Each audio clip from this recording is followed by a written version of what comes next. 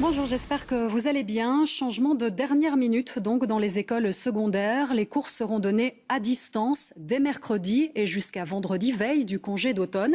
Cela laisse donc très peu de temps aux professeurs et aux élèves pour s'organiser. Benjamin Carlier s'est rendu dans plusieurs établissements namurois. L'école à distance, une pratique devenue une habitude dans cette école secondaire de 1200 élèves. Ce matin, 3 élèves confinés chez eux assistent au cours de maths de 3e secondaire via leur écran d'ordinateur. Pas de stress donc pour leur professeur qui doit subitement donner ses cours à distance fin de cette semaine. Ils vont se connecter depuis leur smartphone, je vais répondre à leurs questions et puis je leur donnerai des exercices à faire chez eux et puis on verra un petit peu comment ça se passe. Si les élèves jonglent désormais avec tous ces outils informatiques pour les devoirs, les cours en direct ou encore les tutoriels, ce n'est pas pour cela que c'est toujours facile de s'organiser pour travailler depuis la maison, comme c'est le cas pour Cleida, 14 ans. Nous avons un ordinateur, mais celui-ci permet de travailler toute la famille et donc nous ne pouvons pas nous partager le travail facilement puisque nous sommes plusieurs à l'utiliser.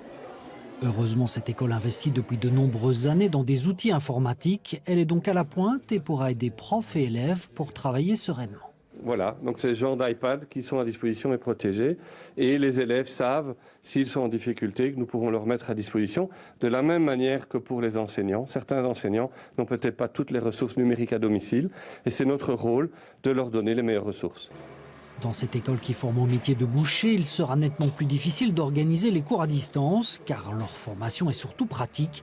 Dans l'urgence, leur professeur de boucherie a imaginé un exercice à réaliser à la maison et qu'ils devront ensuite prendre en photo. On va leur demander de pouvoir préparer certaines spécialités, je vais dire comptoirs, c'est-à-dire peut-être évoluer sur différents steaks hachés, aussi bien à l'ardennaise, au potiron, ou aussi sur des pains de viande. Normalement, le lundi matin, ce frigo est rempli de morceaux de viande pour apprendre aux élèves à découper. Mais il a fallu tout décommander en urgence pour éviter de se retrouver avec trop de marchandises sur le dos. J'ai contacté directement tous nos prêteurs, tous nos bouchers pour pouvoir stopper les livraisons parce qu'on n'allait pas savoir assumer. Ce qui a surpris les deux écoles, c'est surtout l'annonce tardive de cette fermeture. Les directions ont appris la nouvelle hier soir en regardant la télé. Ils s'étonnent ce matin de ne pas encore avoir reçu d'annonce officielle à ce sujet. Et la ministre de l'Éducation, Fédération Wallonie-Bruxelles est notre invitée. Bonjour Caroline Désir. Alors c'est un rapport d'évaluation du Céléval qui a entraîné cette décision inattendue. Est-ce qu'il y a un point en particulier qui a justifié ce changement de cap ? Oui, d'abord, je voudrais vous dire qu'évidemment, on aurait préféré pouvoir poursuivre ces 5 jours qui nous restaient jusqu'aux vacances de Toussaint en présentiel. Je vous ai expliqué à quel point pour nous c'est important la présence des élèves à l'école. Maintenant, on a reçu hier à 16h30 un nouveau rapport des experts sanitaires qui simplement nous alerte sur la situation générale. Vous l'avez dit, à Liège, à Bruxelles, dans le Hainaut, on est au bord de la saturation des hôpitaux et donc ils se sont repenchés dans ce contexte d'épidémie galopante sur la situation de l'enseignement et ils nous ont demandé de faire un effort supplémentaire. Et où est le problème alors ? C'est au niveau des élèves où ça se propage ou c'est au niveau des professeurs ? En fait, et c'est très intéressant dans leur rapport, ils rappellent bien que pour eux, les écoles ne sont pas le moteur de l'épidémie. On constate peu de cas de contamination secondaire au sein des écoles. Mais par contre, ils disent qu'à ce niveau de l'épidémie, on est dans un tel niveau qu'en fait, les écoles sont elles-mêmes victimes de l'épidémie. Et on le voit évidemment avec le nombre d'enseignants qui sont mis en quarantaine, le nombre d'élèves qui sont mis en quarantaine. L'école, évidemment, est le réceptacle de tout ça et subit tout ça. Et donc, ça pose des problèmes d'organisation qui sont immenses. Mais vous vous souvenez qu'on avait décidé de prolonger la période de Toussaint de 12 jours. Ils se sont dit, mais ici, il y a une idée. Pourquoi est-ce qu'on n'étendrait pas cette période un petit peu à 15 jours pour permettre un vrai reset de notre système, permettre de reconstituer les équipes enseignantes, etc. et permettre de repartir sur un meilleur pied pour la suite de l'année. Donc c'est vraiment l'idée. Pourquoi est-ce que ça arrive si tard ? Parce qu'il y a eu des prises de décision depuis vendredi. Pourquoi ça arrive là dimanche fin de journée ? Vous voyez, on a durci les décisions au fur et à mesure en se disant on n'est pas encore dans un reconfinement total. On a essayé de préserver les secteurs, d'abord la santé évidemment, puis l'éducation au maximum. Et puis à un moment donné, on a un nouveau signal qui nous dit on a besoin besoin de votre aide encore. Est-ce que vous pouvez anticiper de quelques jours cette pause dans l'enseignement en visant principalement le secondaire parce que c'est là que c'est le plus difficile à gérer. Ce sont des plus grosses structures. On sait la différence entre les élèves de moins de 12 ans et de plus de 12 ans en termes de contamination. Et donc, on a embrayé sur cette demande vraiment pour essayer d'aider à la fois à ralentir la propagation de l'épidémie et en cascade, évidemment, à ralentir les admissions des hôpitaux. Donc, nous le comprenons, c'est une sorte de signal d'alarme qui est lancé. Cela dit, certains directeurs nous disent c'est pas possible d'être prêt pour mercredi. Vous leur répondez quoi? Mais d'abord, je leur réponds que je suis vraiment désolée qu'ils aient eu à nouveau à apprendre ça hier soir dans les médias. Je vous dis, on a reçu nous-mêmes le rapport à 16h30. On a dû réagir dans l'urgence. Et malheureusement, on est obligé tous les jours de réadapter nos décisions. C'est extrêmement difficile. Et pour eux, en cascade, c'est encore plus difficile. Ils ont préparé, on le voit dans vos reportages. Certains, mais pas tous. Depuis le mois de septembre, on leur a demandé de préparer une stratégie d'hybridation parce qu'on craignait quand même un moment de se retrouver dans cette situation. Donc, on est déjà beaucoup mieux prêt qu'au mois de mars. Ce ne sera pas parfait partout, certainement. Ici, on est dans l'urgence. Effectivement, en 2 jours, on ne peut pas leur demander l'impossible. Et ça nous permettra après d'avoir cette période de 12 jours pour réfléchir à comment on organise la rentrée, en se disant que dans le secondaire, on va vers un système hybride, alternant le présentiel et la distance. Nous vous retrouverons dans un instant, Caroline Désir, pour réagir aussi à la fermeture de certaines écoles à Moucron. Là-bas, tous les cours sont suspendus depuis ce matin. Thomas Deschamps, vous êtes sur place. C'est une décision qui a été prise en raison d'une situation sanitaire très critique dans la région.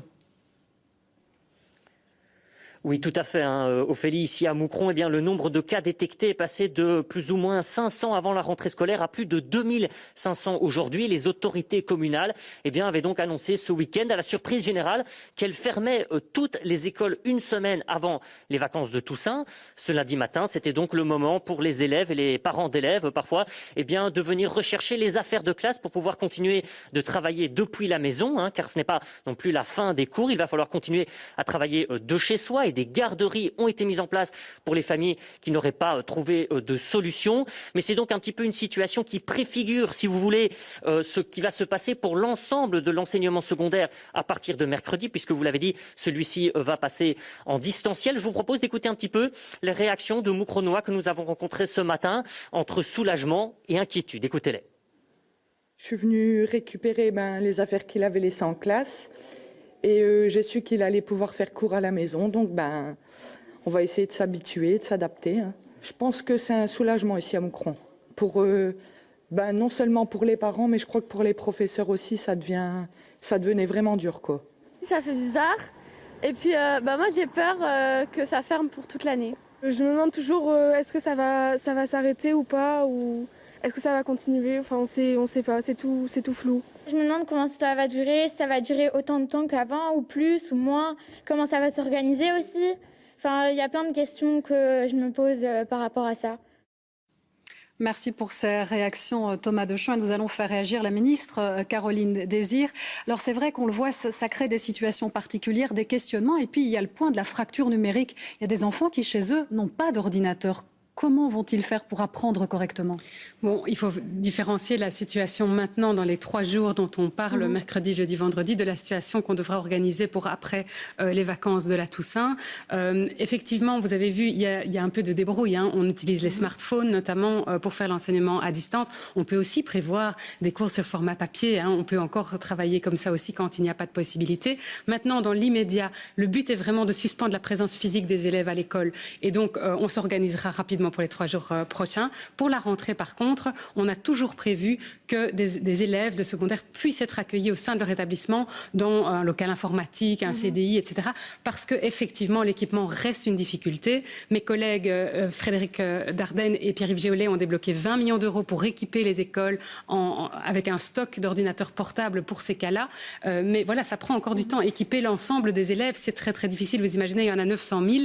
On n'arrivera pas à ça du jour au lendemain. Donc on doit trouver d'autres systèmes, y compris d'accueillir tous les élèves qui ne bénéficieraient pas d'un ordinateur individuel à la maison, leur permettre de pouvoir aller à l'école. Si après le congé de novembre, ça ne va pas mieux, on fait quoi? On poursuit comme ça en distanciel? Mais d'abord, évidemment, vous comprendrez que je reste très prudente parce qu'on doit analyser. J'imagine que vous anticipez. On anticipe bien sûr au maximum de ce qu'on peut avec les acteurs dans le dialogue, etc. Mais chaque jour, la situation évolue. Donc, on espère évidemment, dans le meilleur des cas de figure, que la courbe s'aplatit et qu'on peut reprendre plus ou moins comme maintenant à partir du 12 novembre. Mais sans doute qu'on va devoir mettre en œuvre en secondaire de l'enseignement hybride, c'est-à-dire avec une présence minimale qui nous permet cet échange entre enseignants et élèves qui est fondamental, et un peu d'enseignement à distance pour réduire le volume d'élèves présents en même temps dans les écoles secondaires. Je rappelle que ce sont souvent des grosses écoles et donc c'est plus difficile à organiser. Il faudra faire preuve de beaucoup de souplesse. Merci beaucoup, Madame Caroline Désir, d'être venue dans ce journal.